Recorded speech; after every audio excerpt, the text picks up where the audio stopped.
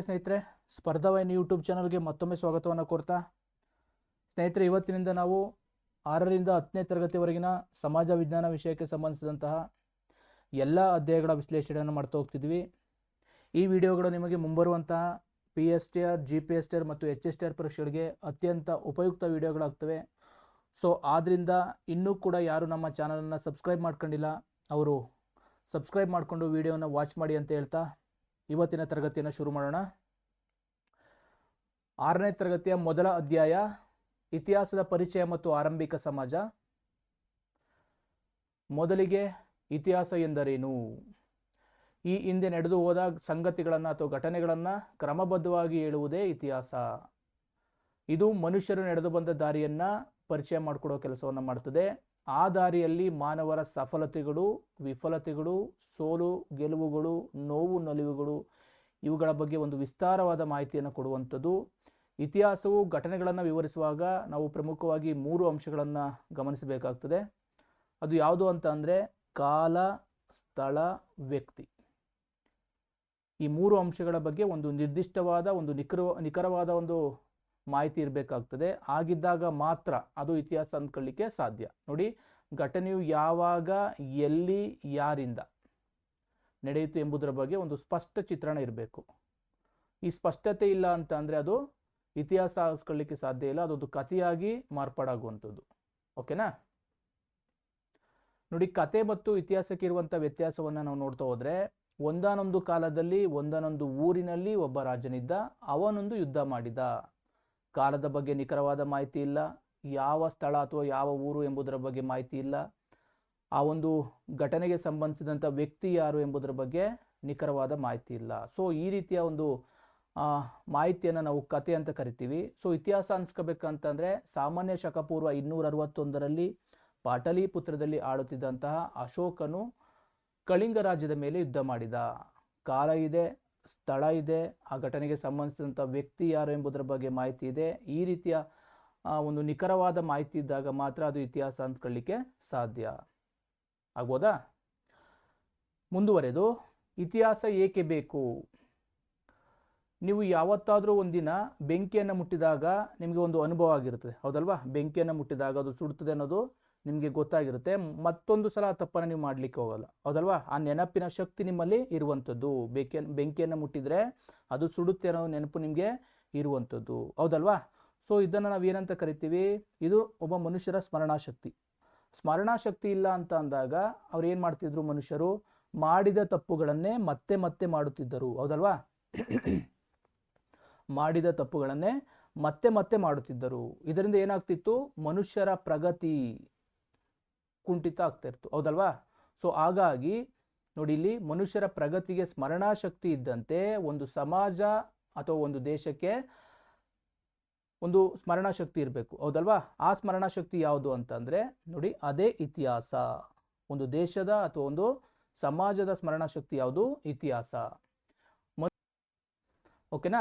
ಇತಿಹಾಸವು ನಮ್ಮ ಪೂರ್ವಿಕರು ಕೈಗೊಂಡಂತಹ ಒಳ್ಳೆಯ ಮತ್ತು ತಪ್ಪು ತೀರ್ಮಾನಗಳಿಂದ ಅನುಭವಿಸಿದ ಸುಖ ದುಃಖಗಳನ್ನು, ಕಷ್ಟಗಳನ್ನು ತಿಳಿಸುವಂಥದ್ದು. ನಮ್ಮ ಪೂರ್ವಜರು ಮಾಡಿದಂತಹ ಕೆಲಸಗಳಿಂದ ಯಾವ ರೀತಿಯ ಪ್ರತಿಫಲವನ್ನು ಅಥವಾ ಫಲಿತಾಂಶವನ್ನು ನೋಡಿದರು ಎಂಬುದರ ಬಗ್ಗೆ ಈ ಇತಿಹಾಸ ನಮಗೆ ಮಾಹಿತಿಯನ್ನು ಕೊಡೋದ್ರಿಂದ ನಮಗೆ ಒಂದು ದಾರಿದೀಪವಾಗಿ ಇತಿಹಾಸ ನಿಂತ್ಕೊಳ್ಳುವಂಥದ್ದು ಅಲ್ವಾ?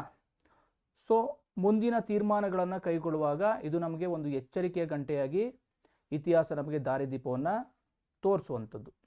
ಇತಿಹಾಸದಲ್ಲಿನ ನಮ್ಮ ಪೂರ್ವಿಕರ ತತ್ವಾದರ್ಶಗಳಾಗಿರ್ಬೋದು, ವಿಚಾರಧಾರೆಗಳು ಮುಂದಿನ ತಲೆಮಾರುಗಳಿಗೆ ಮಾದರಿಯಾಗಿರುವಂಥದ್ದು. ಅವರ ಶೌರ್ಯ, ಬಲಿದಾನ, ಪರಾಕ್ರಮ ಇವೆಲ್ಲವೂ ಕೂಡ ಒಂದು ಸ್ಫೂರ್ತಿಯ ಚಿಲುಮೆಯಾಗಿ ಗೋಚರಿಸುವಂಥದ್ದು. ಇಷ್ಟೇ ಅಲ್ಲದೆ ನಮ್ಮ ಸಂಸ್ಕೃತಿ ಪರಂಪರೆಯನ್ನು ಪರಿಚಯಿಸುವ ಮೂಲಕ ಅಭಿಮಾನ ಮತ್ತು ಗೌರವವನ್ನು ಇತಿಹಾಸವು ಮೂಡಿಸುವಂಥದ್ದು. ನಮ್ಮ ಭವ್ಯ ಪರಂಪರೆ, ಹೌದಲ್ವಾ? ನಮ್ಮ ಭವ್ಯ ಪರಂಪರೆ ಬಗ್ಗೆ ನಮಗೆ ಮಾಹಿತಿ ಯಾವುದರಿಂದ ಸಿಗ್ತಾ ಹೋಗ್ತದೆ ಅಂತಂದರೆ ಇತಿಹಾಸ ನಮಗೆ ಆ ಒಂದು ಕೆಲಸವನ್ನು ಅಥವಾ ಮಾಹಿತಿಯನ್ನು ಕೊಡುವಂಥ ಕೆಲಸವನ್ನು ಮಾಡುವಂಥದ್ದು.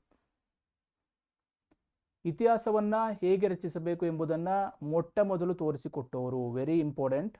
ಓಕೆನಾ? ಇತಿಹಾಸವನ್ನು ರಚಿಸಲು ನಮಗೆ ಮೊಟ್ಟ ಮೊದಲು ತೋರಿಸಿಕೊಟ್ಟಂಥವರು ಗ್ರೀಕ್ ದೇಶದ ಹೆರೋಡೋಟಸ್. ಓಕೆನಾ? ಆ ಒಂದು ಕಾರಣದಿಂದ ಇವರನ್ನು ನಾವು ಇತಿಹಾಸದ ಪಿತಾಮಹ ಅಂತ ಕರಿತೀವಿ.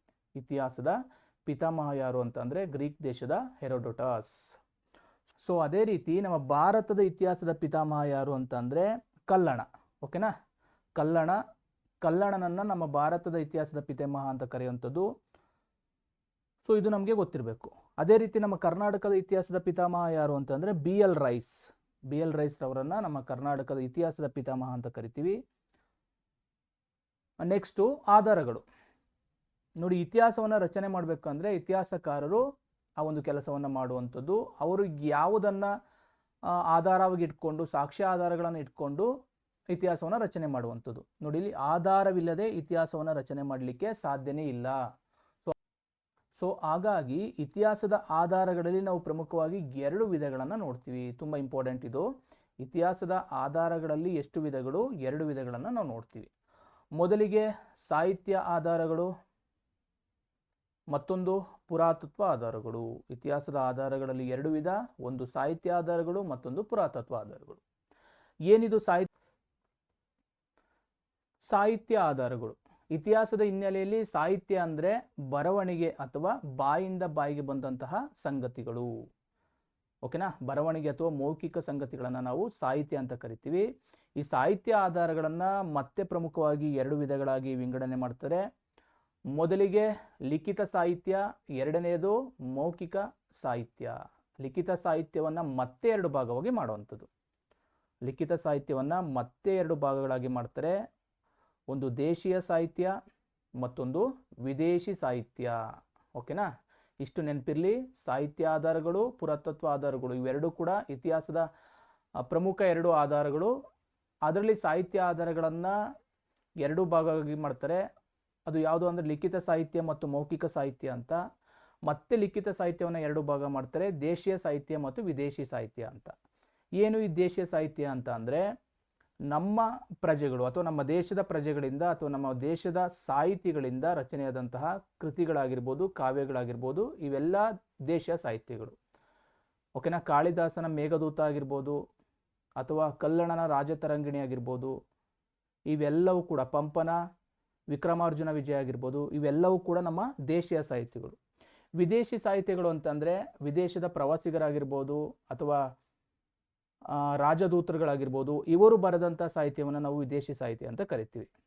ಮೆಗಸ್ತಾನಿಸನ ಇಂಡಿಕಾ ಇದಕ್ಕೆ ಒಂದು ಉತ್ತಮ ಉದಾಹರಣೆ ಅಂತ ಹೇಳ್ಬೋದು. ಓಕೆನಾ, ನೆಕ್ಸ್ಟು ಮೌಖಿಕ ಸಾಹಿತ್ಯವು ಏನನ್ನು ಒಳಗೊಂಡಿರ್ತದೆ? ಜನಪದ ಗೀತೆ, ಕತೆ, ಲಾವಣಿ, ಐತಿಹ್ಯ, ಇವುಗಳನ್ನು ಮೌಖಿಕ ಸಾಹಿತ್ಯಗಳು ಅಂತ ಕರಿತೀವಿ. ಓಕೆನಾ, ಬಾಯಿಂದ ಬಾಯಿಗೆ ಬಂದಿರುವಂತಹ ಸಂಗತಿಗಳು ಇವು. ಯಾವುದು? ಜನಪದ ಗೀತೆ, ಕತೆ, ಲಾವಣಿ, ಐತಿಹ್ಯ ಅಂತ. ಓಕೆನಾ, ಲಿಖಿತ ಸಾಹಿತ್ಯವನ್ನು ರಚಿಸುವವರು, ಇದೊಂದು ಇಂಪಾರ್ಟೆಂಟು. ಲಿಖಿತ ಸಾಹಿತ್ಯವನ್ನು ರಚಿಸುವವರು ಅಕ್ಷರಸ್ಥರು, ಬರವಣಿಗೆಯನ್ನು ಬರೆಯುವಂಥವರು. ಮೌಖಿಕ ಸಾಹಿತ್ಯವನ್ನು ರಚಿಸುವಂಥವರು ಅನಕ್ಷರಸ್ಥರು. ಓಕೆನಾ, ಮುಂದುವರೆದು ಪುರಾತತ್ವ ಆಧಾರಗಳು. ಪುರಾತತ್ವ ಆಧಾರಗಳು ಅಂತಂದರೆ ಇಂದಿನ ಮಾನವರು ನಿರ್ಮಿಸಿದಂತಹ ಅಥವಾ ಬಳಸಿದಂತಹ ಭೌತಿಕ ವಸ್ತುಗಳನ್ನು ಅಥವಾ ನಮಗೆ ಕಣ್ಣಿಗೆ ಗೋಚರಿಸುವಂಥ ವಸ್ತುಗಳನ್ನು, ಅಂಥ ಅವಶೇಷಗಳನ್ನು ನಾವೇನಂತ ಕರಿತೀವಿ? ಪುರಾತತ್ವ ಆಧಾರಗಳು ಅಂತ ಕರಿತೀವಿ. ಓಕೆನಾ, ಅಂದರೆ ಭೂಮಿಯ ಒಳಗೆ ಹುದುಗಿ ಹೋಗಿರುವಂಥ ಅವಶೇಷಗಳು, ಅವುಗಳನ್ನು ನಾವು ಉತ್ಖನನ ಮಾಡಿ ಹೊರ ತೆಗೆಯುವ ಮೂಲಕ ಆ ಪುರಾತತ್ವ ಆಧಾರಗಳನ್ನು ನಾವು ಸಾಹಿತ್ಯದಲ್ಲಿ ಅಥವಾ ಇತಿಹಾಸದ ರಚನೆಯಲ್ಲಿ ಬಳಸಿಕೊಳ್ಳುವಂಥದ್ದು. ಯಾವುದು ಈ ಪುರಾತತ್ವ ಆಧಾರಗಳ ವ್ಯಾಪ್ತಿಗೆ ಬರುವಂಥದ್ದು ಅಂತಂದರೆ ಮಡಿಕೆ ಚೂರುಗಳಾಗಿರ್ಬೋದು, ನಮ್ಮ ಪೂರ್ವಜರು ಬಳಸಿದಂತಹ ಮಡಿಕೆ ಚೂರುಗಳು, ನಾಣ್ಯಗಳಾಗಿರ್ಬೋದು, ಶಾಸನಗಳಾಗಿರ್ಬೋದು, ಸ್ಮಾರಕಗಳಾಗಿರ್ಬೋದು, ಇವೆಲ್ಲವೂ ಕೂಡ ಪುರಾತತ್ವ ಆಧಾರಗಳು. ಕೇಳ್ಬೋದು, ಪುರಾತತ್ವ ಆಧಾರಗಳಿಗೆ ಯಾವುದು ಉದಾಹರಣೆ ಅಂತಂದರೆ ಮಡಕೆ ಚೂರುಗಳು, ನಾಣ್ಯಗಳು, ಶಾಸನಗಳು, ಸ್ಮಾರಕಗಳು ಮುಂತಾದ ಅವಶೇಷಗಳನ್ನು ನಾವು ಪುರಾತತ್ವ ಆಧಾರಗಳು ಅಂತ ಕರಿತೀವಿ. ಓಕೆನಾ, ಸೊ ಇವುಗಳನ್ನು ಹೇಗೆ ಹೊರಗಡೆ ತೆಗಿತಾರೆ ಅಂತ ನೋಡ್ತಾ ಹೋದರೆ ಉತ್ಖನನ ಅಂತ ಕರಿತೀವಿ. ಅದಕ್ಕೆ ಏನಂತ? ಉತ್ಖನನ. ಮಾನವನ ಪ್ರಾಚೀನ ಅವಶೇಷ ಅಥವಾ ಪಳೆಯುಳಿಕೆಗಳನ್ನು ಹೊರ ತೆಗೆಯುವ ನಡೆಸುವಂಥ ಒಂದು ವೈಜ್ಞಾನಿಕ ಭೂ ಅಗೆತ. ಓಕೆನಾ, ಉತ್ಖನನ ಅಂತಂದರೆ ಆ ಒಂದು ಪ್ರಾಚೀನ ಅವಶೇಷಗಳನ್ನು ಒಂದು ವೈಜ್ಞಾನಿಕವಾದ ರೀತಿಯಲ್ಲಿ ಭೂ ಅಗೆತದ ಮೂಲಕ ಹೊರ ತೆಗೆಯುವಂಥದ್ದು. ಅಲ್ಲಿ ಬಳಸುವಂಥ ಉಪಕರಣಗಳು ಯಾವುದು ಅಂತಂದರೆ ಬ್ರಷ್ ಆಗಿರ್ಬೋದು, ಕರಣೆಗಳು, ಚಾಕು, ಓಕೆನಾ, ಮರದ ದಬ್ಬಳದಂತಹ ಮೊನಚಾದ ಸಾಧನಗಳನ್ನು ಬಳಸಿಕೊಂಡು ಈ ಒಂದು ಉತ್ಖನನ ಕಾರ್ಯವನ್ನು ಮಾಡುವಂಥದ್ದು.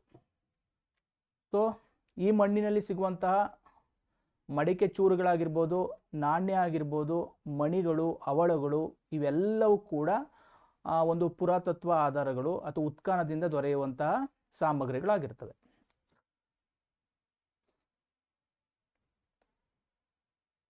ನೋಡಿ, ಇಲ್ಲಿ ಒಂದು ಚಿತ್ರಣ ಇದೆ. ಸಾಹಿತ್ಯ ಆಧಾರಗಳು, ಅದನ್ನು 2 ಭಾಗಗಳಾಗಿ ಮಾಡ್ತೀವಿ, ಲಿಖಿತ ಸಾಹಿತ್ಯ, ಮೌಖಿಕ ಸಾಹಿತ್ಯ. ಆ ಒಂದು ಲಿಖಿತ ಸಾಹಿತ್ಯವನ್ನು ದೇಶಿ ಸಾಹಿತ್ಯ, ವಿದೇಶಿ ಸಾಹಿತ್ಯ ಅಂತ ಮಾಡ್ತೀವಿ. ಇನ್ನು ಮೌಖಿಕ ಸಾಹಿತ್ಯವನ್ನು ಲಾವಣಿಗಳು, ಜಾನಪದ ಕಲೆಗಳು, ಐತಿಹ್ಯಗಳು ಅಂತ ಮಾಡ್ತೀವಿ. ಸೊ ಇನ್ನೊಂದು ಇದೆ ಪುರಾತತ್ವ ಆಧಾರಗಳು ಅಂತ. ಆ ಪುರಾತತ್ವ ಆಧಾರಗಳಲ್ಲಿ ಸ್ಮಾರಕಗಳು ಬರ್ತವೆ, ನಾಣ್ಯಗಳು, ಶಾಸನಗಳು, ಇತರ ಅವಶೇಷಗಳು. ಇದು ಇತಿಹಾಸದ ಆಧಾರದ ವಿಧಗಳು ಅಂತ ಹೇಳ್ಬೋದು. ಓಕೆನಾ? ಇತಿಹಾಸದಲ್ಲಿ ಕಾಲಗಣನೆ ಅಥವಾ ಸಾಮಾನ್ಯ ಶಕವರ್ಷ, ಹೌದಲ್ವಾ? ಕಾಲಗಣನೆಯನ್ನ ಮಹತ್ವಪೂರ್ಣವಾದ ದಿನದಿಂದ ಆರಂಭಿಸಲಾಗುತ್ತದೆ. ಅಂತ ಕಾಲಗಣನೆಯನ್ನ ನಾವು ಶಕ ಅಥವಾ ಶಕೆ ಅಂತ ಕರಿತೀವಿ. ನೋಡಿ, ಇದನ್ನ ಸಾಮಾನ್ಯವಾಗಿ ಯೇಸು ಕ್ರಿಸ್ತನ ಬದುಕಿನ ಕಾಲಾವಧಿಯ ನಿರ್ದಿಷ್ಟ ವರ್ಷದಿಂದ ಪ್ರಾರಂಭ ಮಾಡಲಾಗ್ತದೆ. ಉದಾಹರಣೆಗೆ ನೋಡ್ತಾ ಹೋದ್ರೆ, ವಿಜಯನಗರ ಸಾಮ್ರಾಜ್ಯವು ಸಾಮಾನ್ಯ ಶಕ 1336ರಲ್ಲಿ ಸ್ಥಾಪನೆಯಾಯಿತು ಅಂತ ಇದೆ, ಹೌದಲ್ವಾ? ಅದನ್ನು ನಾವು ಯೇಸುವಿನ ವರ್ಷದಿಂದ 1336 ಅಂತ, ಅಷ್ಟು ವರ್ಷಗಳು ಕಳೆದಿವೆ ಅಂತ ನಾವು ಅರ್ಥ ಮಾಡ್ಕೋಬೇಕಾಗ್ತದೆ. ಆಗ್ಬೋದಾ? ನೋಡಿ, ಅಂತ ಕೆಲವೊಂದು ಪ್ರಮುಖ ಶಕೆಗಳನ್ನು ನೋಡ್ತಾ ಹೋದ್ರೆ, ಶಾಲಿವಾಹನ ಶಕೆ, ಗುಪ್ತ ಶಕೆ, ವಿಕ್ರಮ ಶಕೆ, ಹಿಜರ ಶಕೆಗಳು, ಇವೆಲ್ಲವೂ ಕೂಡ ಪ್ರಮುಖವಾದ ಶಕೆಗಳಾಗಿರುವಂಥದ್ದು. ಒಂದು ಶತಮಾನವೆಂದರೆ ನೋಡಿ 100 ವರ್ಷಗಳು. ಓಕೆನಾ? ಒಂದು ಶತಮಾನ ಅಂದರೆ 100 ವರ್ಷಗಳು. ಸಾಮಾನ್ಯವಾಗಿ ನಾವೀಗ ಪ್ರಸ್ತುತ ಇರುವಂಥ ಶತಮಾನ ಯಾವುದು ಅಂತ ಅಂದರೆ 21ನೇ ಶತಮಾನ. ಅದು 2001ನೇ ಇಸ್ವಿಯಿಂದ ಶುರುವಾಗಿರುವಂಥದ್ದು. ಅದು ಮುಕ್ತಾಯಗೊಳ್ಳುವಂಥದ್ದು 2100ಕ್ಕೆ.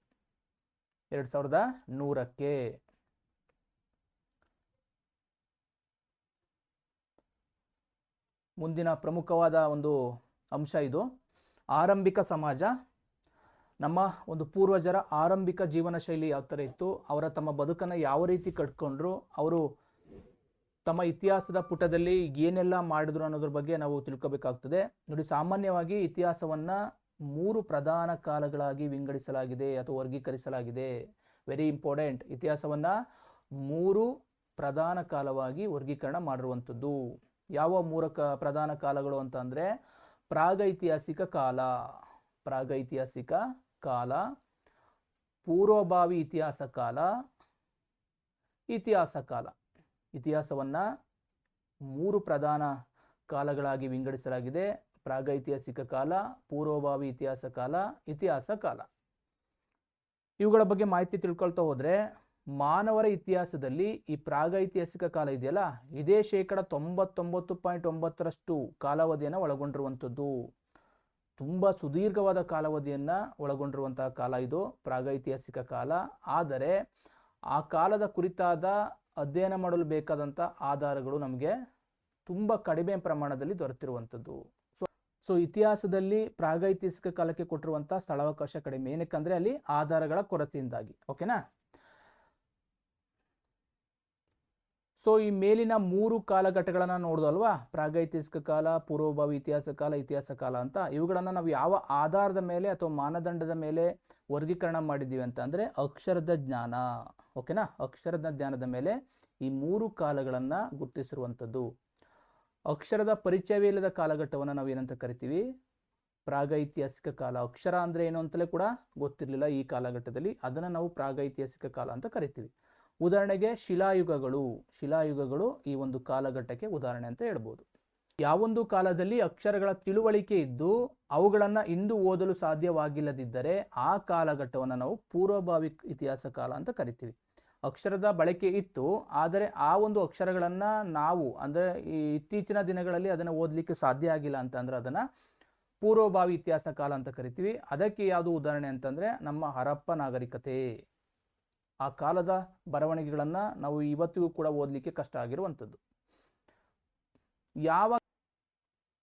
ಯಾವ ಕಾಲದಲ್ಲಿ ಅಕ್ಷರ ಪರಿಚಯವಿರುತ್ತದೋ ಮತ್ತು ಆ ಅಕ್ಷರಗಳನ್ನು ಇಂದು ಓದಲಾಗುತ್ತದೋ ಆ ಕಾಲವನ್ನು ನಾವು ಇತಿಹಾಸ ಕಾಲ ಅಂತ ಕರಿತೀವಿ. ಓಕೆನಾ. ಅಕ್ಷರಗಳ ಪರಿಚಯ ಇರಬೇಕು ಮತ್ತು ಆ ಅಕ್ಷರಗಳನ್ನು ನಾವು ಓದಲಿಕ್ಕೆ ಸಾಧ್ಯ ಆಗಿರುವಂಥ ಕಾಲವನ್ನು ಇತಿಹಾಸ ಕಾಲ ಅಂತೀವಿ. ಸೊ ಅದಕ್ಕೆ ವೇದಿಕ ಕಾಲ ಅಂತ ಒಂದು ಉದಾಹರಣೆ ಕೊಡ್ಬೋದು. ಓಕೆನಾ. ಮುಂದುವರೆ ನೋಡಿ, ಜೀವ ವಿಕಾಸದ ಹಾದಿಯಲ್ಲಿ ಮೊದಲು ರಚನೆಯಾದಂಥವು ಅಥವಾ ಮೊದಲು ಸೃಷ್ಟಿಯಾದಂಥವು ಯಾವುವು ಅಂತಂದರೆ ಏಕಕೋಶ ಜೀವಿಗಳು. ಏಕಕೋಶ ಜೀವಿಗಳು ಮೊದಲು ಸೃಷ್ಟಿಯಾಗ್ತವೆ. ಅನಂತರ ಮೃದ್ವಂಗಿಗಳು, ಮೀನು, ಸಸ್ಯ, ಕೀಟ, ಉಭಯವಾಸಿಗಳು, ರೆಕ್ಕೆ ಉಳ್ಳ ಕೀಟಗಳು, ಸರೀಸೃಪಗಳು, ಪಕ್ಷಿಗಳು, ಸಸ್ತನಿಗಳು, ಹೂ ಬಿಡುವ ಸಸ್ಯ, ಹೂ ಬಿಡುವಂಥ ಸಸ್ಯಗಳು, ಹುಲ್ಲು, ವಾನರ, ದ್ವಿಪದಿಗಳು, ಹೀಗೆ ಜೀವಿಗಳ ಒಂದು ವಿಕಾಸ ಆಗಿರುವಂಥದ್ದು. ಓಕೆನಾ. ಸುಮಾರು 18 ಲಕ್ಷ ವರ್ಷಗಳ ಹಿಂದೆ ಮಾನವನ ವಿಕಾಸವಾಯಿತು.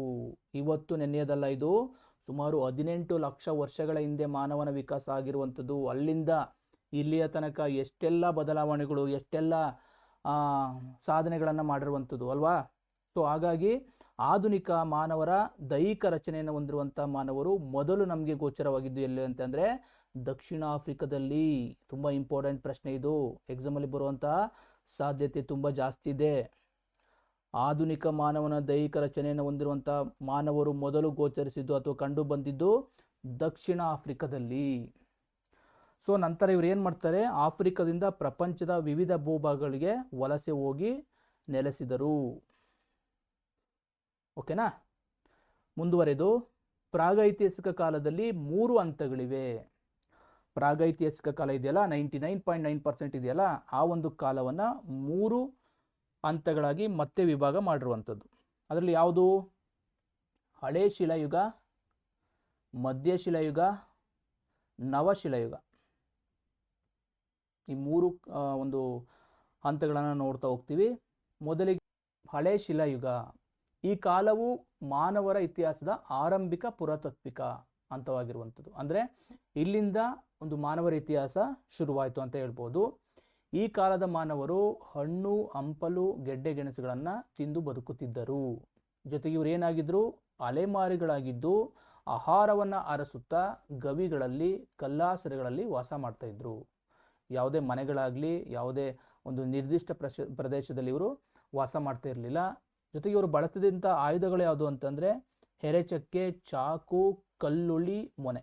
ನೋಡಿ, ಇವು ವೆರಿ ಇಂಪಾರ್ಟೆಂಟು, ಕೇಳ್ಬೋದು. ಹಳೆ ಶಿಲಾಯುಗದ ಉಪಕರಣಗಳು ಯಾವುದ್ಯಾವುದು ಅಂತ ಹೆರೆಚಕ್ಕೆ, ಚಾಕು, ಕಲ್ಲುಳಿ, ಮೊನೆ ಅಂತ. ಓಕೆನಾ. ಇವೆಲ್ಲವೂ ಕೂಡ ದೊಡ್ಡ ದೊಡ್ಡ ಶಿಲಾ ಉಪಕರಣಗಳು. ಸೊ ಅದರ ಜೊತೆಗೆ ಇವರು ಕ್ವಾರ್ಟ್ಜೈಟ್ ಎಂಬ ಒಂದು ಗಡುಸಾದ ಕಲ್ಲನ್ನು ಬಳಸ್ತಿದ್ರು. ಹಾಗಾಗಿ ಇವರಿಗೆ ಕ್ವಾರ್ಟ್ಜೈಟ್ ಮಾನವರು ಅಂತಲೂ ಕೂಡ ಕರಿತಾ ಇದ್ರು. ಹಳೆ ಶಿಲಾಯುಗದ ಮಾನವರನ್ನ ಕ್ವಾರ್ಟ್ಜೈಟ್ ಮಾನವರು ಅಂತ ಕರಿತಾ ಇದ್ರು. ಇವರ ಉಡುಗೆಗಳು ಏನು ಅಂತಂದರೆ ಎಲೆ ಮತ್ತು ತೊಗಟೆಗಳನ್ನು ಹೊದಿಕೆಗಳಾಗಿ ಬಳಸುತ್ತಿದ್ದರು. ಜೊತೆಗೆ ಇವರಿಗೆ ಕಾಲದಲ್ಲೂ, ಅಂದರೆ ಎಲ್ಲ ಕಾಲದಲ್ಲೂ ಹಣ್ಣು, ಹಂಪಲುಗಳು, ಗೆಡ್ಡೆ ಗೆಣಸುಗಳು ಸಿಗ್ತಾ ಇರಲಿಲ್ಲ. ಸೊ ಹಾಗಾಗಿ ಇವರು ಏನು ಮಾಡ್ತಿದ್ರು ಅಂದರೆ ಈ ಒಂದು ಹಳೆ ಶಿಲಾಯುಗದ ಕೊನೆಯ ಕಾಲಘಟ್ಟದಲ್ಲಿ ಆಹಾರಕ್ಕಾಗಿ ಬೇಟೆಯಾಡುವುದನ್ನು ಅಥವಾ ಮೀನು ಹಿಡಿಯುವುದನ್ನು ಕಲಿತರು. ಕೇಳ್ಬೋದು, ಆಹಾರದ ಬೇಟೆ ಅಥವಾ ಮೀನು ಹಿಡಿಯುವುದನ್ನು ಯಾವ ಕಾಲಘಟ್ಟದಲ್ಲಿ ಶುರು ಮಾಡಿದ್ರು ಅಂತ. ಓಕೆನಾ. ಹಳೆಯ ಶಿಲಾಯುಗದಲ್ಲಿ. ಇನ್ನೊಂದು ವೆರಿ ಇಂಪಾರ್ಟೆಂಟ್, ಮೊದಲ ಬೆಂಕಿಯ ಪರಿಚಯ ಆಗುವಂಥದ್ದು ಹಳೆಯ ಶಿಲಾಯುಗದ ಕೊನೆಯ ಕಾಲಾವಧಿಯಲ್ಲಿ. ಕೇಳ್ತಾರೆ ಇದನ್ನ, ಬೆಂಕಿಯ ಪರಿಚಯ ಆದಂತಹ ಕಾಲ ಯಾವುದು? ಹಳೆಯ ಶಿಲಾಯುಗ. ಓಕೆನಾ. ಹಳೆಯ ಶಿಲಾಯುಗದ ಪ್ರಮುಖ ನೆಲೆಗಳು. ಓಕೆನಾ. ಹಳೆಯ ಶಿಲಾಯುಗದಲ್ಲಿ ಇರುವಂಥ ಪ್ರಮುಖ ನೆಲೆಗಳು, ಈಗ ದೊರೆತಿರುವಂಥ ಪ್ರಮುಖ ನೆಲೆಗಳು ಯಾವುದು ಅಂತ ನೋಡ್ತಾ ಹೋದರೆ ಮಧ್ಯಪ್ರದೇಶದ ಬೋಲಾನ್ ಕಣಿವೆ, ಕರ್ನಾಟಕದ ಹುಣಸಗಿ, ಬೈಚ್ಬಾಳ್ ಪ್ರದೇಶ, ಆಂಧ್ರ ಪ್ರದೇಶದ ಕರ್ನೂಲ್, ಅಮರಾವತಿ, ತಮಿಳುನಾಡಿನ ಅತ್ತಿರಂಪಕ್ಕಂ, ಇವುಗಳು ಪ್ರಮುಖವಾಗಿ ಹಳೆಯ ಶಿಲಾಯುಗದ ಒಂದು ಸ್ಥಳಗಳು ಸಿಕ್ಕಿರುವಂಥ ಪ್ರದೇಶಗಳು. ಓಕೆನಾ. ಮಧ್ಯಪ್ರದೇಶದ ಬೋಲಾನ್ ಕಣಿವೆ, ಕರ್ನಾಟಕದ ಹುಣಸಗಿ, ಬೈಚ್ಬಾಳ್ ಪ್ರದೇಶ, ಆಂಧ್ರ ಪ್ರದೇಶದ ಕರ್ನೂಲ್, ಅಮರಾವತಿ, ತಮಿಳುನಾಡಿನ ಅತ್ತಿರಂಪಕಂ, ಇವು ಪ್ರಮುಖ ಹಳೆ ಶಿಲಾಯುಗದ ಸ್ಥಳಗಳಾಗಿರುವಂಥದ್ದು. ನೋಡಿ, ಈ ಒಂದು ಕಾಲಘಟ್ಟ ಯಾವುದು? ಹಳೆಯ ಶಿಲಾಯುಗದ ಕಾಲಘಟ್ಟ ಯಾವುದು ಅಂದರೆ 5 ಲಕ್ಷ ವರ್ಷಗಳಿಂದ ಶುರುವಾಗಿ 12,000 ವರ್ಷಗಳವರೆಗೆ ಈ ಒಂದು ಹಳೆ ಶಿಲಾಯುಗ ಇರುವಂಥದ್ದು. ಓಕೆನಾ. ಹಳೆ ಶಿಲಾಯುಗದಲ್ಲಿ ಪ್ರಮುಖವಾಗಿ ನಾವು ಇಷ್ಟನ್ನು ತಿಳ್ಕೋಬೇಕು. ಅಲೆಮಾರಿ ಬದುಕು ಇದ್ದಂಥದ್ದು, ಜೊತೆಗೆ ದೊಡ್ಡ ಬೆಣಚು ಕಲ್ಲುಗಳನ್ನು ಆಯುಧಗಳಾಗಿ ಬಳಸುವಂಥದ್ದು, ಜೊತೆಗೆ ಬೆಂಕಿಯ ಪರಿಚಯ ಆಯಿತು ಅಂತ. ಓಕೆನಾ, ಇದು ಪ್ರಮುಖವಾಗಿ ಹಳೆ ಶಿಲಾಯುಗದಲ್ಲಿ ನೋಡಬೇಕಾದ ಅಂಶಗಳು. ಮುಂದಿನದು ಮಧ್ಯಶಿಲಾಯುಗ. ಇದು ಹಳೆಯ ಶಿಲಾಯುಗ ಮತ್ತು ನವಶಿಲಾಯುಗದ ನಡುವಿನ ಒಂದು ಕಾಲ. ಓಕೆನಾ, ಹಳೆ ಶಿಲಾಯುಗ ಮತ್ತು ನವಶಿಲಾಯುಗದ ನಡುವಿನ ಕಾಲವನ್ನು ನಾವು ಮಧ್ಯಶಿಲಾಯುಗ ಅಂತ ಕರಿತೀವಿ. ಸೊ ಈ ಕಾಲದ ಮಾನವರು ದೊಡ್ಡ ದೊಡ್ಡ ಶಿಲಾ ಉಪಕರಣಗಳ ಬದಲಿಗೆ ಕೌಶಲ್ಯಭರಿತ ಚಿಕ್ಕ ಚಿಕ್ಕ ಆಯುಧಗಳನ್ನು ಅಥವಾ ಶಿಲಾಯುಧಗಳನ್ನು ಬಳಸ್ತಾರೆ. ಓಕೆನಾ, ಹಳೆ ಶಿಲಾಯುಗದಲ್ಲಿ ದೊಡ್ಡ ಉಪಕರಣಗಳನ್ನು ಬಳಸ್ತಿದ್ರು, ದೊಡ್ಡ ಶಿಲಾ ಅಂದರೆ ಕಲ್ಲಿನ ಉಪಕರಣಗಳನ್ನು ಬಳಸ್ತಿದ್ರು. ಆದರೆ ಮಧ್ಯ ಶಿಲಾಯುಗದ ಮಾನವರು ಒಂದು ಕೌಶಲ್ಯಭರಿತವಾದ ಚಿಕ್ಕ ಚಿಕ್ಕ ಆಯುಧಗಳನ್ನು ಬಳಸಲು ಪ್ರಾರಂಭ ಮಾಡ್ತಾರೆ. ಸೊ ಆದ್ದರಿಂದಲೇ ಈ ಕಾಲವನ್ನು ನಾವು ಸೂಕ್ಷ್ಮ ಶಿಲಾಯುಗ ಅಂತ ಕರಿತೀವಿ. ಯಾಕೆ ಅಂತಂದರೆ ಅಲ್ಲಿ ಬಳಸಿದಂಥ ಉಪಕರಣಗಳು ತುಂಬ ಚಿಕ್ಕ ಉಪಕರಣಗಳನ್ನು ಬಳಸಲು ಶುರು ಮಾಡ್ತಾರೆ. ಸೊ ಹಾಗಾಗಿ ಇದನ್ನು ಸೂಕ್ಷ್ಮ ಶಿಲಾಯುಗ ಅಂತ ಕರಿತೀವಿ. ಓಕೆನಾ, ಈ ಕಿರು ಆಯುಧಗಳನ್ನು ಬಾಣದ ತುದಿಗೆ ಅಥವಾ ಕಟ್ಟಿಗೆಗೆ ಸಿಕ್ಕಿಸಿ ಬರ್ಜಿಯಂತೆ ಮಾಡಿಕೊಂಡು ಇವರು ಬೇಟೆಯನ್ನು ಆಡ್ತಾ ಇದ್ರು. ಚಿಕ್ಕ ಚಿಕ್ಕ ಉಪಕರಣಗಳನ್ನು ಮಾಡಿಕೊಂಡು ಅದನ್ನು ಒಂದು ಬಾಣದ ತುದಿಗೆ ಅಥವಾ ಕಟ್ಟಿಗೆಗೆ ಸಿಗಿಸಿ ಪ್ರಾಣಿಗಳನ್ನು ಬೇಟೆಯಾಡ್ತಾ ಇದ್ರು. ಓಕೆನಾ, ನೆಕ್ಸ್ಟು ಕಾಡು ಧಾನ್ಯಗಳನ್ನು ಆಹಾರಕ್ಕಾಗಿ ಸಂಗ್ರಹಿಸುತ್ತಿದ್ದರು. ಕಾಡಿನಲ್ಲಿ ಸಿಗುವಂತಹ ಧಾನ್ಯಗಳನ್ನು ಆಹಾರಕ್ಕಾಗಿ ಸಂಗ್ರಹ ಮಾಡ್ತಾ ಇರ್ತಾರೆ. ಧಾನ್ಯಗಳಾಗಲಿ ಬೇಟೆಗಳಾಗಲಿ ನಿರಂತರವಾಗಿ ಸಿಗ್ತಾ ಇರೋದಿಲ್ಲ. ಸೊ ಅನೇಕ ವೇಳೆ ಇವರು ಏನು ಮಾಡ್ತಿದ್ರು, ಹಸಿವಿನಿಂದ ಕಾಲ ಕಳೆಯಬೇಕಾದಂಥ ಸಂದರ್ಭ ಕೂಡ ಬರ್ತಾ ಇತ್ತು.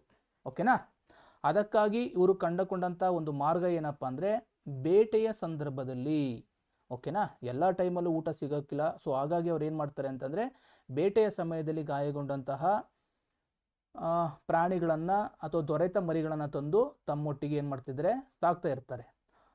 ಓಕೆನಾ, ಸೊ ಇದರಿಂದ ಏನಾಗ್ತದೆ, ಒಂದು ಅವರಿಗೆ ಕಾಯ್ದಿರಿಸಿದಂಥ ತುರ್ತು ಕಾಲದ ಆಹಾರವು ಬಳಕೆಯಾಗುತ್ತಿತ್ತು. ಇದು ನಿಧಾನವಾಗಿ ಪಶುಪಾಲನೆಗೆ ಚಾಲನೆ ಕೊಟ್ಟುವಂಥದ್ದು. ಓಕೆನಾ, ಅಲ್ಲಿ ಬದುಕುಳಿದಂಥ ಪ್ರಾಣಿಗಳನ್ನು ಮರಿಗಳನ್ನು ತಂದು ಸಾಕುವಂಥದ್ದು, ಅವುಗಳನ್ನು ಊಟ ಇಲ್ದಿರೋಂಥ ಸಂದರ್ಭದಲ್ಲಿ ಬಳಕೆ ಮಾಡಿಕೊಳ್ಳುವಂಥದ್ದು. ಸೊ ಇದೇ ರೀತಿ ನಿಧಾನವಾಗಿ ಪಶುಪಾಲನೆ ಅನ್ನೋದು ಕೂಡ ಶುರುವಾಗ್ತಾ ಹೋಗ್ತದೆ. ಮಧ್ಯಯುಗದ ಮಾನವರು ತಮ್ಮ ಮತ್ತು ಪಶುಗಳ ಆಹಾರಕ್ಕಾಗಿ ನಿರಂತರ ಅಲೆದಾಡುತ್ತಿದ್ದರು. ಬಿಡುವಿನ ವೇಳೆಗಳಲ್ಲಿ ಬೀಡು ಬಿಟ್ಟ ಸ್ಥಳಗಳ ಕಲ್ಲಾಸ್ತ್ರಗಳ ಮೇಲೆ ಚಿತ್ರಗಳನ್ನು ಬಿಡಿಸುತ್ತಿದ್ದರು. ಚಿತ್ರಕಲೆಯು ಕೂಡ ಈ ಕಾಲದಲ್ಲಿ ನಿಧಾನವಾಗಿ ಶುರುವಾಗ್ತಾ ಹೋಗ್ತದೆ. ಪ್ರಾಣಿಗಳ ಚರ್ಮಗಳನ್ನು ತಮ್ಮ ಮೇಲೊದಿಗೆಗಳಾಗಿ ಬಳಸುತ್ತಿದ್ದರು. ಹಳೆ ಶಿಲಾಯುಗದಲ್ಲಿ ಏನು ಮಾಡ್ತಿದ್ರು, ಎಲೆಗಳನ್ನು ತೊಗಟೆಗಳನ್ನು ಬಳಸ್ತಾ ಇರ್ತಾರೆ. ಇವರು ಏನು ಮಾಡ್ತಾರೆ, ಪ್ರಾಣಿಗಳ ಚರ್ಮಗಳಿಂದ ಉಡುಪುಗಳನ್ನು ತಯಾರು ಮಾಡ್ಕೊಳ್ಳಿಕ್ಕೆ ಶುರು ಮಾಡ್ತಾರೆ. ಇಲ್ಲಿ ಬೆಂಕಿಯ ಪರಿಚಯ ತುಂಬ ಚೆನ್ನಾಗಿ ಇದ್ದಿರುವುದನ್ನು ಕಾಣ್ಬೋದು. ಓಕೆನಾ, ನೋಡಿ, ಮಧ್ಯಪ್ರದೇಶದ ಬಿಂಬೆಡ್ಕ, ಆದಮ್ಗರ್, ಕರ್ನಾಟಕದ ಬ್ರಹ್ಮಗಿರಿ, ಕನಗನಹಳ್ಳಿ, ರಾಜಸ್ಥಾನದ ಬಾಗೋರ್, ಗಣೇಶ್ವರ್, ಪಶ್ಚಿಮ ಬಂಗಾಳದ ಬೀರ್ಬಾನ್ಪುರ್, ಆಂಧ್ರ ಪ್ರದೇಶದ ವಾನ್ಪಸಾರಿ, ಉತ್ತರ ಪ್ರದೇಶದ ಸರೈ ನಾಹರ್ ರಾಯ್ ಮತ್ತು ಮಹದಹ, ಈ ಪ್ರದೇಶಗಳು ಮಧ್ಯ ಶಿಲಾಯುಗದ ತಾಣಗಳಾಗಿದ್ದು. ಓಕೆನಾ, ಸೊ ಇದು ಯಾವ ಕಾಲದ ಘಟ್ಟದಲ್ಲಿ ಮಧ್ಯ ಶಿಲಾಯುಗ ಇತ್ತು ಅಂತಂದರೆ ಸುಮಾರು 12,000 ವರ್ಷಗಳಿಂದ 9,000 ವರ್ಷಗಳವರೆಗೆ ಈ ಒಂದು ಮಧ್ಯ ಶಿಲಾಯುಗದ ಕಾಲಾವಧಿ. ಮುಂದಿನ ಒಂದು ಶಿಲಾಯುಗ ನವಶಿಲಾಯುಗ. ಮಧ್ಯ ಶಿಲಾಯುಗದ ಮಾನವರು ಪಶುಪಾಲಕರಾಗಿದ್ದರಿಂದ ಅವರಿಗೆ ಅವರ ಪಶುಗಳಿಗೂ ಆಗಾಗ ಆಹಾರದ ಅಭಾವ ಸೃಷ್ಟಿಯಾಗುತ್ತಿತ್ತು. ಓಕೆನಾ, ಅಲ್ಲಿಂದ ಇವರು ಪಶುಗಳನ್ನು ಸಾಕಲಿಕ್ಕೆ ಶುರು ಮಾಡ್ತಾರೆ. ಸೊ ಹಾಗಾಗಿ ಆಹಾರದ ಅಭಾವ ಸೃಷ್ಟಿಯಾಗ್ತದೆ. ಸೊ ಆದ್ದರಿಂದ ಅವ್ರು ಏನು ಮಾಡ್ತಾರೆ, ಆಹಾರಕ್ಕಾಗಿ ಅಲೆಯುವುದನ್ನು ಬಿಟ್ಟು ನವಶಿಲಾಯುಗದಲ್ಲಿ ಆಹಾರದ ಉತ್ಪಾದನೆಗೆ ಮುಂದಾದರು. Very important. ಅಲ್ಲಿ ತನಕ ಆಹಾರದ ಸಂಗ್ರಾಹಕರಾಗಿದ್ದ ಇವರು ಆಹಾರದ ಉತ್ಪಾದಕರಾಗ್ತಾರೆ. ಓಕೆನಾ, ಆಹಾರವನ್ನು ಉತ್ಪಾದನೆ ಮಾಡಲಿಕ್ಕೆ ಶುರು ಮಾಡ್ತಾರೆ. ನದಿ ತೀರಗಳಲ್ಲಿ ಫಲವತ್ತಾದ ಮೆಕ್ಕಲು ಮಣ್ಣಿನಲ್ಲಿ ಕೃಷಿಯನ್ನು ಆರಂಭ ಮಾಡ್ತಾರೆ. ಕೃಷಿಯ ಚಟುವಟಿಕೆಗಳು ನವಶಿಲಾಯುಗದಲ್ಲಿ ಪ್ರಾರಂಭ ಆಗುವಂಥದ್ದು. ಕೃಷಿಯು ನವಶಿಲಾಯುಗದ ಜನರಿಗೆ ಧಾನ್ಯವನ್ನು ಮತ್ತು ಅವರ ಪಶುಗಳಿಗೆ ಮೇವನ್ನು ಪೂರೈಸಿತು. ಸೊ ಆದ್ದರಿಂದ ಅವ್ರು ಏನು ಮಾಡ್ತಾರೆ, ಅಲೆಮಾರಿ ಬದುಕನ್ನು ತೊರೆದು ಸೂಕ್ತ ಪ್ರದೇಶದಲ್ಲಿ ಬದುಕನ್ನು ಕಟ್ಕೊಳ್ತಾರೆ. ಓಕೆನಾ, ಹೀಗೆ ಒಂದು ಕೃಷಿಯು ಸಂಸ್ಕೃತಿ ಮತ್ತು ನಾಗರಿಕತೆಯ ಉದಯಕ್ಕೆ ಮೊದಲ ಹೆಜ್ಜೆಯಾಯಿತು. ಅಲ್ಲಿ ತನಕ ಮಾನವ ಅಲೆಮಾರಿಯಾಗಿದ್ದಂತಹ ಮಾನವ ಈ ಕೃಷಿಯನ್ನು ಪ್ರಾರಂಭ ಮಾಡಿದ ಮೇಲೆ ಅವನು ಒಂದು ಪ್ರದೇಶದಲ್ಲಿ ವಾಸ ಮಾಡಲಿಕ್ಕೆ ಶುರು ಮಾಡ್ತಾರೆ. ಭಾರತದ ಉಪಖಂಡದಲ್ಲಿ ಈ ಕೃಷಿಯ ಆರಂಭಿಕ ಕುರುಹು ಪಾಕಿಸ್ತಾನದ ಮೆಹರ್ಗರ್ ಎಂಬ ಪ್ರದೇಶದಲ್ಲಿ ಕಂಡುಬಂದಿದೆ. ಓಕೆನಾ, ಇದೇ ಮೊದಲ ಒಂದು ಕೃಷಿಯ ಆರಂಭಿಕ ಕುರುಹು. ಇಲ್ಲಿ ಏನೇನು ಬೆಳೀತಾ ಇದ್ರು? ಗೋಧಿಯನ್ನು ಬೆಳೀತಾ ಇದ್ರು. ಓಕೆನಾ, ಗೋಧಿ, ಬಾರ್ಲಿ, ಓಕೆನಾ, ಅದನ್ನು ಬೆಳೀತದಂತಹ ಕೆಲವೊಂದು ಕುರುಹು ದೊರೆತಿರುವಂಥದ್ದು. ಇಲ್ಲಿನ ಜನರು ವಾಸಕ್ಕೆ ಒಣ ಇಟ್ಟಿಗೆಗಳಿಂದ ಮನೆಗಳನ್ನು ನಿರ್ಮಿಸಿಕೊಳ್ತಿದ್ರು. ಅಂಥ ಮನೆ ಎಲ್ಲಿ ಸಿಕ್ಕಿದೆ ನಮಗೆ ಅಂತಂದರೆ ಕಾಶ್ಮೀರದ ಬುರ್ಜ್ ಹೋಮ್ ಪ್ರದೇಶದಲ್ಲಿರುವಂತಹ ನೆಲದೊಳಗೆ ಈ ರೀತಿಯ ಮನೆ ದೊರೆತಿರುವಂಥದ್ದು. ಒಣ ಇಟ್ಟಿಗೆಗಳಿಂದ ನಿರ್ಮಾಣ ಆಗಿರುವಂಥ ಮನೆ ಎಲ್ಲಿ ದೊರೆತಿದೆ ಅಂದರೆ ಕಾಶ್ಮೀರದ ಬುರ್ಜ್ ಹೋಮ್. ಇನ್ನು ಕೃಷಿಯಿಂದ ಉತ್ಪಾದಿಸಿದ ಧಾನ್ಯಗಳನ್ನು ಸಂಗ್ರಹಿಸಿಡುವಂಥ ಸಮಸ್ಯೆ ಎದುರಾದಾಗ ಅವ್ರು ಏನು ಮಾಡ್ತಾರೆ ಅಂತಂದರೆ ಮಣ್ಣಿನ ಮಡಕೆಗಳನ್ನು ಮಾಡಲು ಕಲ್ತ್ಕೊಳ್ತಾರೆ. ಓಕೆನಾ. ನೆಕ್ಸ್ಟು ಎರೆಯುವ, ಕುಟ್ಟುವ, ಬೀಸುವ ಸಾಧನಗಳನ್ನು ಕೂಡ ಇವರು ಕಂಡಿಡ್ಕೊಳ್ತಾರೆ. ಸೊ ಈ ಕಾಲದಲ್ಲಿಯೇ ಆರಂಭಿಕ ಹಳ್ಳಿಗಳ ಏಳಿಗೆ ಆಗುವಂಥದ್ದು. ನವಶಿಲಾಯುಗದ ಕೊನೆಯಲ್ಲಿ ಹಳ್ಳಿಗಳ ಆರಂಭ, ಇಲ್ಲಿ ಹಳ್ಳಿಗಳು ಸೃಷ್ಟಿಯಾಗುವಂಥದ್ದು. ಅಲ್ಲಿ ತನಕ ಅಲೆಮಾರಿಯಾಗಿದ್ದಂಥ ಮಾನವ ಇವೆಲ್ಲವನ್ನೂ ಮಾಡ್ಕೊಂಡ್ಮೇಲೆ ಹಳ್ಳಿಗಳ ಪ್ರಗತಿ ಸಾಧ್ಯವಾಗ್ತದೆ. ಜೊತೆಗೆ ಈ ಕಾಲಘಟ್ಟದಲ್ಲಿಯೇ ಚಕ್ರದ ಒಂದು ಆವಿಷ್ಕಾರವೂ ಕೂಡ ಆಗುವಂಥದ್ದು. ಸೊ ಇದರಿಂದ ಮಡಿಕೆಗಳ ತಯಾರಿಕೆ ಸಾಧ್ಯ ಆಗ್ತು. ಯಾವುದರಿಂದ? ಚಕ್ರ ತಯಾರಿಕೆಯನ್ನು ಕಲ್ತಂತರ ಮಡಿಕೆಗಳನ್ನು ತಯಾರಿಸಲು ಕಲಿತುವಂಥದ್ದು. ಈ ಕಾಲದಲ್ಲಿ ಕಲ್ಲಿನ ಆಯುಧಗಳನ್ನು ಚೆನ್ನಾಗಿ ಉಜ್ಜಿ ನಯಗೊಳಿಸಿ ಬಳಸುತ್ತಿದ್ದರು. ಇನ್ನೂ ಕೂಡ ಶಾರ್ಪಾಗಿ ಬಳಸುವಂಥ ಒಂದು ತಂತ್ರಜ್ಞಾನವನ್ನು ಇವರು ಕಲ್ತ್ಕೊಂಡ್ರು. ಓಕೆನಾ. ಅಂಥ ಕೆಲವು ಪ್ರದೇಶಗಳು ಯಾವುದು? ಬಳ್ಳಾರಿ ಸಮೀಪದ ಸಂಗನಕಲ್ಲು. ಇದು ಒಂದು ಆಯುಧ ಉತ್ಪಾದನಾ ನೆಲೆ, ವೆರಿ ಇಂಪಾರ್ಟೆಂಟ್. ನವಶಿಲಾಯುಗದ ಆಯುಧ ಉತ್ಪಾದನಾ ನೆಲೆ ಯಾವುದಾಗಿತ್ತು ಅಂದರೆ ಬಳ್ಳಾರಿ ಸಮೀಪದಲ್ಲಿರುವಂಥ ಸಂಗನಕಲ್ಲು ಸರಿಯಾದ ಉತ್ತರ ಆಗ್ತದೆ. ಸೊ ಇವರು ವಿಶೇಷವಾಗಿ ಕೈಗೊಡಲಿಗಳು, ಮೂಳೆಗಳಿಂದ ಮಾಡಿದಂಥ ಆಯುಧಗಳನ್ನು ಬಳಸ್ತಾ ಇದ್ರು. ನವಶಿಲಾಯುಗದ ತಾಣಗಳು ಎಲ್ಲೆಲ್ಲಿ ಕಂಡುಬಂದಿವೆ ಅಂತಂದರೆ ಕರ್ನಾಟಕದ ಬನಹಳ್ಳಿ, ಬ್ರಹ್ಮಗಿರಿ, ಬೂದಿಹಾಳ, ಹಳ್ಳೂರು, ಪಿಕ್ಲಿಹಾಳ, ಟಿ ನರಸೀಪುರ, ಉತ್ನೂರು, ಇಷ್ಟು ಕರ್ನಾಟಕದ ಸ್ಥಳಗಳಲ್ಲಿ ನವಶಿಲಾಯುಗದ ತಾಣಗಳು ಕಂಡುಬಂದಿರುವಂಥದ್ದು. ಇನ್ನು ಬಿಹಾರದಲ್ಲಿ ನೋಡ್ತಾ ಹೋದರೆ ಚಿರಾಂಡ್ ಅನ್ನೋ ಪ್ರದೇಶದಲ್ಲಿ ಈ ತಾಣಗಳು ಕಂಡುಬಂದಿರುವಂಥದ್ದು. ಈ ನವಶಿಲಾಯುಗದ ಕಾಲಘಟ್ಟ ಯಾವುದಾಗಿತ್ತು? 9,000 ವರ್ಷಗಳಿಂದ 5,000 ವರ್ಷಗಳವರೆಗೆ ಈ ನವಶಿಲಾಯುಗದ ಒಂದು ಕಾಲಘಟ್ಟ ಅಂತ ಹೇಳ್ಬೋದು. ಓಕೆ ಸ್ನೇಹಿತರೆ, ಇವೆಲ್ಲವೂ ಕೂಡ ನಿಮ್ಮ ಪರೀಕ್ಷೆಗೆ ತುಂಬ ಉಪಯುಕ್ತ ಮಾಹಿತಿ ಆಗಿರೋದ್ರಿಂದ ಕೊನೆಯವರೆಗೂ ಕೂಡ ವಿಡಿಯೋನ ನೋಡಿ ಅಂತ ಹೇಳ್ತಾ, ನಿಮ್ಮ ಸಹಕಾರ ಇದ್ದರೆ ಇದೇ ರೀತಿಯ ತರಗತಿಗಳನ್ನು ನಾವು ಕೊಡ್ತಾ ಹೋಗ್ತೀವಿ. ಓಕೆನಾ. ನೋಡಿ, ಭಾರತದಲ್ಲಿ ಶಿಲಾಯುಗದ ನೆಲೆಗಳು, ಇಲ್ಲಿ ಕೆಲವೊಂದು ಪ್ರದೇಶಗಳನ್ನು ಕೊಟ್ಟಿದ್ದಾರೆ. ಲೋಹಗಳ ಯುಗ, ನವಶಿಲಾಯುಗದ ಕೊನೆಯ ಕಾಲಕ್ಕೆ ಈ ಲೋಹಗಳ ಬಳಕೆ ಶುರುವಾಗಿರುವಂಥದ್ದು. ಮಾನವರು ಬಳಸಿದಂಥ ಮೊದಲ ಲೋಹ ತುಂಬ ಇಂಪಾರ್ಟೆಂಟ್, ತಾಮ್ರ. ಓಕೆನಾ. ಮಾನವರು ಬಳಸಿದಂಥ ಮೊದಲ ಲೋಹ ಯಾವುದು? ತಾಮ್ರ. ಇವರು ತಾಮ್ರಕ್ಕೆ ತವರವನ್ನು, ಓಕೆನಾ, ತಾಮ್ರಕ್ಕೆ ತವರವನ್ನು ಸೇರಿಸಿ ಕಂಚು ಅನ್ನೋ ಒಂದು ಗಟ್ಟಿಯಾದ ಲೋಹವನ್ನು ತಯಾರು ಮಾಡ್ತಾರೆ. ಇದು ತಾಮ್ರಕ್ಕಿಂತ ತುಂಬ ಗಡುಸಾದ ಲೋಹ ಆಗಿರೋದ್ರಿಂದ ಇದು ಏನಾಗ್ತಾ ಹೋಗ್ತದೆ, ಅವರ ಒಂದು ಕೆಲಸಕ್ಕೆ ತುಂಬ ಉಪಕಾರಿಯಾಗಿರುವಂಥದ್ದು ಕಂಚು. ಓಕೆನಾ. ಕಂಚು ತಾಮ್ರಕ್ಕಿಂತ ಗಡುಸಾದ ಒಂದು ಮಿಶ್ರ ಲೋಹ. ನೀವು ಇದನ್ನು ನೆನ್ಪಿಟ್ಕೋಬೇಕು ಅಂದರೆ ತಾತ ಅಂತ ನೆನ್ಪಿಟ್ಕೋಬೋದು. ಓಕೆನಾ. ತಾ ಅಂದರೆ ತಾಮ್ರ, ತಾ ಅಂದರೆ ತವರ.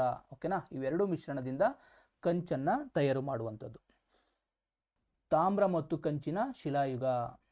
ತಾಮ್ರ ಮತ್ತು ಕಂಚಿನ ಆಯುಧಗಳ ಪ್ರಮಾಣ ಕಡಿಮೆ ಇರೋದ್ರಿಂದ ಅವುಗಳ ಜೊತೆಗೆ ಅವರು ಶಿಲಾಯುಧಗಳನ್ನು ಕೂಡ ಬಳಸಲು ಮುಂದುವರ್ಸ್ಕೊಂಡು ಬರ್ತಾರೆ. ಓಕೆನಾ. ಆದ್ರಿಂದ ಈ ಕಾಲವನ್ನು ನಾವು ತಾಮ್ರ ಮತ್ತು ಕಂಚಿನ ಶಿಲಾಯುಗ ಅಂತ ಕರಿತೀವಿ. ಯಾಕೆಡಿ? ತಾಮ್ರವನ್ನು ಬಳಸ್ತಿದ್ರು, ಕಂಚನ್ನು ಕೂಡ ಬಳಸ್ತಿದ್ರು, ಜೊತೆಗೆ ಶಿಲಾಯುಧಗಳನ್ನು ಕೂಡ ಬಳಸೋದ್ರಿಂದ ಇದನ್ನು ನಾವು ತಾಮ್ರ ಮತ್ತು ಕಂಚಿನ ಶಿಲಾಯುಗ ಅಂತ ಕರೆಯುವಂಥದ್ದು.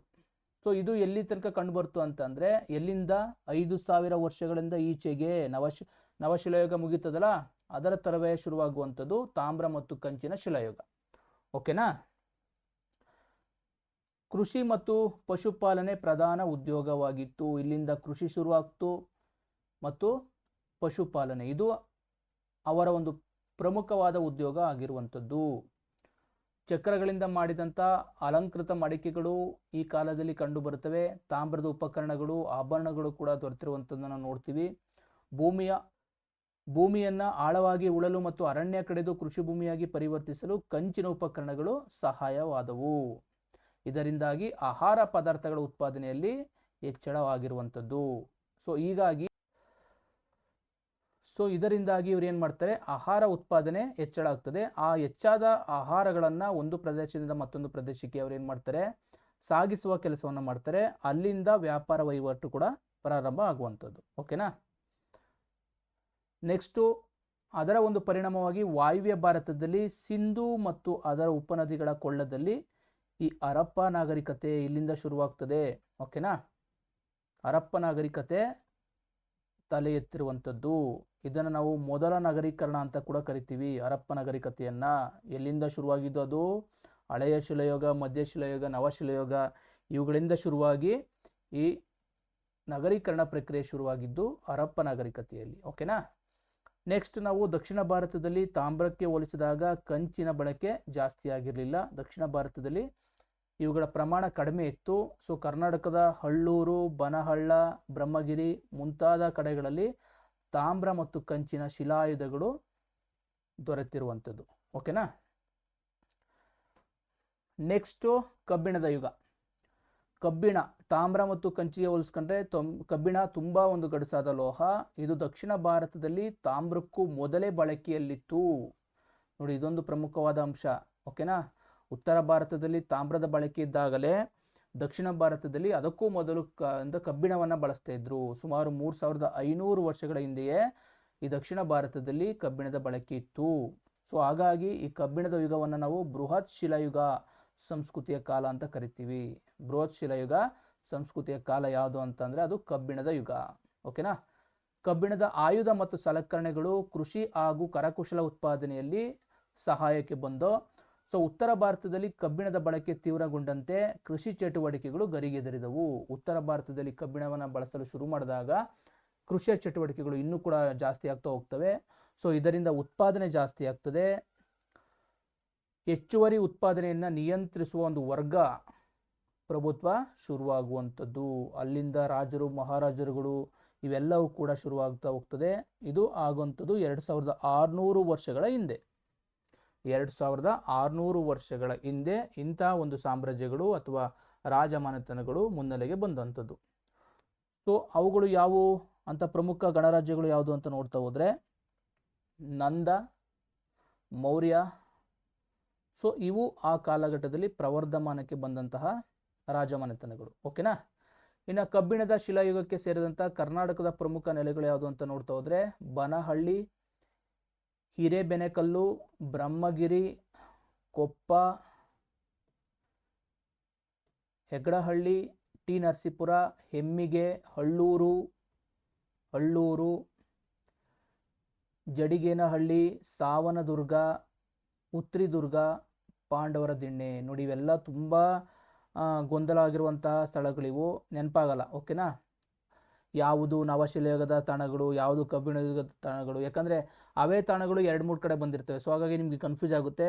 ಸಾಧ್ಯವಾದರೆ ಇವುಗಳನ್ನ ಒಂದು ಕಡೆ ಲೀಸ್ಟ್ ಮಾಡಿ, ಒಂದು ಪಟ್ಟಿಯನ್ನು ಮಾಡಿ ಪ್ರತಿನಿತ್ಯ ನೋಡ್ಕೊಳ್ಳೋದ್ರಿಂದ ನಿಮಗೆ ಪರೀಕ್ಷೆಯ ಸಮಯದಲ್ಲಿ ಯಾವುದೇ ರೀತಿಯ ಗೊಂದಲ ಆಗೋದಿಲ್ಲ ಅಂತ ಹೇಳ್ತಾ, ಸ್ನೇಹಿತರೆ, ಇಲ್ಲಿಯ ತನಕ ನಾವು ಮೊದಲ ಪಾಠದ ಒಂದು ಪ್ರಮುಖ ಅಂಶಗಳನ್ನು ನಾವು ಚರ್ಚೆ ಮಾಡಿದ್ದೀವಿ. ಸೊ ನಿಮಗೆ ಈ ಒಂದು ಪಾಠ ಇಷ್ಟ ಆಗಿದರೆ ದಯವಿಟ್ಟು ನಮ್ಮ ಚಾನಲ್ನ ಸಬ್ಸ್ಕ್ರೈಬ್ ಮಾಡಿಕೊಂಡು ನಿಮ್ಮ ಸ್ನೇಹಿತರಿಗೆ ಶೇರ್ ಮಾಡಿ. ನೀವು ಕೂಡ ನಿಮ್ಮ ಒಂದು ಸಹಕಾರದಿಂದ ನಾವು ನಿರಂತರವಾಗಿ ವಿಡಿಯೋ ಮಾಡಲಿಕ್ಕೆ ಸಾಧ್ಯ ಆಗ್ತದೆ. ಸೊ ಆದ್ದರಿಂದ ದಯವಿಟ್ಟು ಎಲ್ಲರೂ ಕೂಡ ಸಬ್ಸ್ಕ್ರೈಬ್ ಆಗಿ ಅಂತ ಹೇಳ್ತಾ ಇವತ್ತಿನ ತರಗತಿಯನ್ನು ಮುಗಿಸ್ತೀನಿ. ಎಲ್ಲರಿಗೂ ನಮಸ್ಕಾರ.